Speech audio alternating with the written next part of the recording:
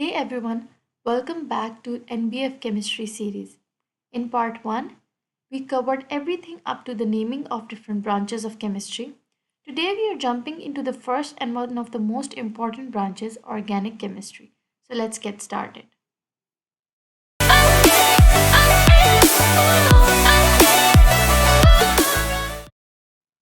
As you can see on the far left, we have the periodic table, and almost everything around us is made up of elements from this table.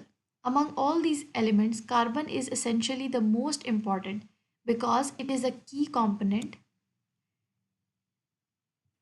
in all kinds of living beings, such as animals, plants, microbes, and even human beings.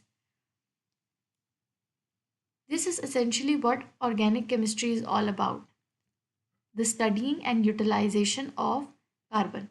Before we dive into the more complex aspects of carbon, it's important to understand its significance and how we can use it to our advantage.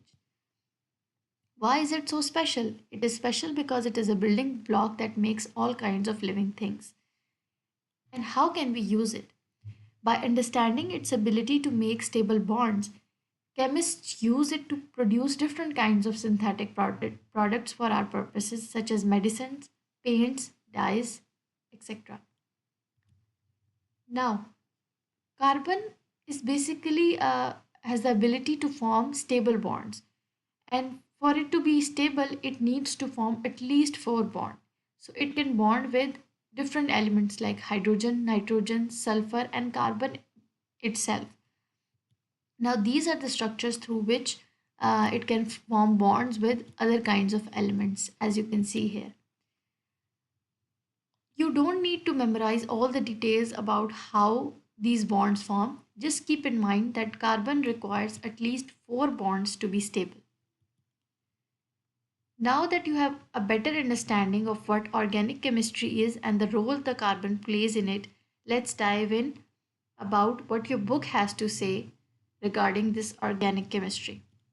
So, the definition in your book of organic chemistry is that it is a branch that deals with substances containing carbon, except carbonates, bicarbonates, oxides, and carbides. Don't worry about the complex details for now, just focus on the basics and we'll break everything down step by step as we go along.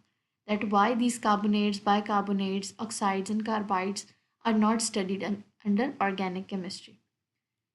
Now, the essential question that you should consider while studying organic chemistry is why carbon is considered the backbone of organic compounds.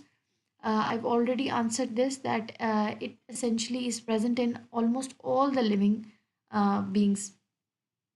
And second question is what are the major functional groups in organic molecules and how do they affect chemical properties? Uh, essential question that second essential question is about the function groups, and function groups are different kinds of groups that are crucial for understanding how carbon interacts and form bonds with other elements. It is a whole topic in itself and we will study it later on. But whenever you come across such a question, you should always know that functional groups belong in the category of organic chemistry.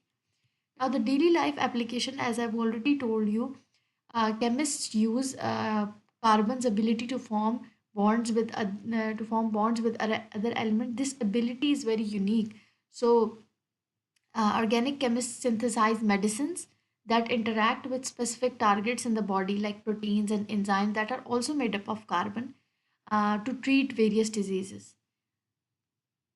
So that was all about today's topic. In the next lecture, we will study about inorganic chemistry. So stay tuned.